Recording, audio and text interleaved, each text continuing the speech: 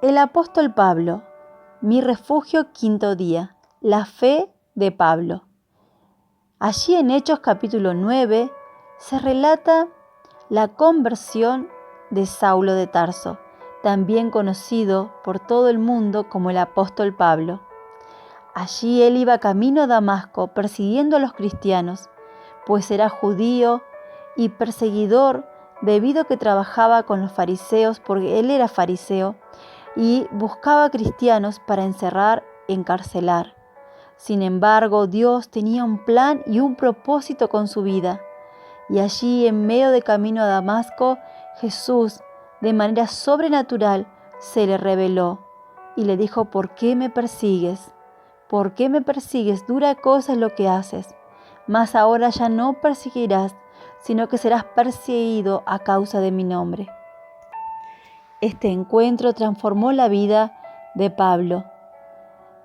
Este encuentro lo llevó a dejar todo lo que él consideraba como importante. Allí él dice que todo lo que tenía como ganancia, como importante, lo dejó para Cristo, que dejó todo eso como ganancia, lo tomó como pérdida para que sea ganancia para Cristo. ¿Por qué dice esto en Filipenses capítulo 4, donde él nos enseña que ha aprendido a vivir en lo bueno, en lo malo, en lo poco, en lo mucho, en la abundancia, en la escasez? Dice: todo lo puedo en Cristo que me fortalece, Filipenses 4:13. Y además en Filipenses 4:19 él dice: mi Dios suplirá toda necesidad en Cristo Jesús y en sus riquezas en gloria. Él decía esto porque como lugar privilegiado que tenía, siendo un hombre judío importante, amigo de sacerdotes, criado allí en la sabiduría de Gamaliel, un reconocido filósofo judío de esa época, sin embargo, él perdió su lugar social o estatus social porque ya no era bien visto por los judíos y aún fue perseguido él, como le dijo Jesús. Pero él dijo: todo eso, todo lo que yo era, ser de la tribu de Benjamín, ser importante, ser reconocido, todo eso lo he dejado como pérdida por tener de ganancia a Cristo. Qué gran ejemplo de fe y de conversión.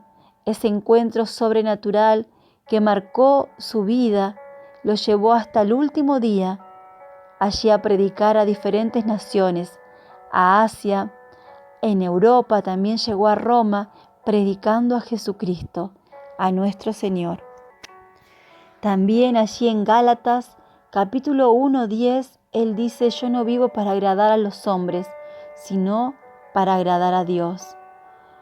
Es en verdad que él demuestra que no fue fácil para él este cambio, porque imaginémonos en un momento, por un segundo, imaginémonos un hombre importante en su sociedad, un hombre reconocido, con un buen pasar económico.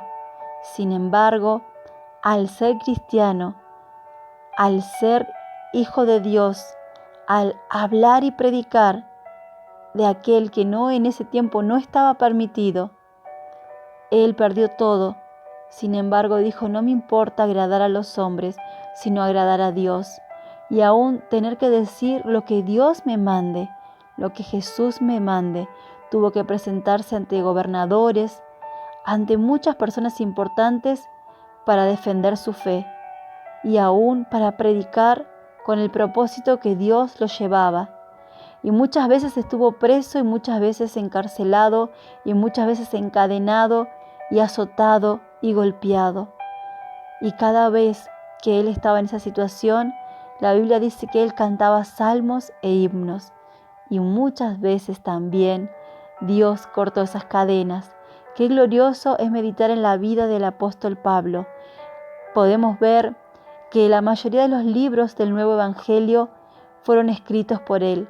Las cartas o epístolas de Pablo, Corintios, Efesios, Gálatas, Colosenses, Romanos, Primera de Timoteo, Segunda de Timoteo, Hebreos. Cuántas cartas de edificación que él inspirado por el Espíritu Santo, escribió a las iglesias que iba fundando y que hoy en este tiempo nos bendicen a nosotros. Refugiémonos en la palabra de Dios, busquemos refugio y busquemos paz en la palabra de Dios, en las promesas de Dios. Inspirémonos en hombres de fe y mujeres de fe que la Biblia nos narra que eran hombres comunes como nosotros, pero que tenían algo especial, a Dios, ese Dios de amor, de poder. Como dice el apóstol Pablo, Dios no nos ha dado espíritu de cobardía, sino de poder, de amor y de dominio propio. Que Dios los bendiga.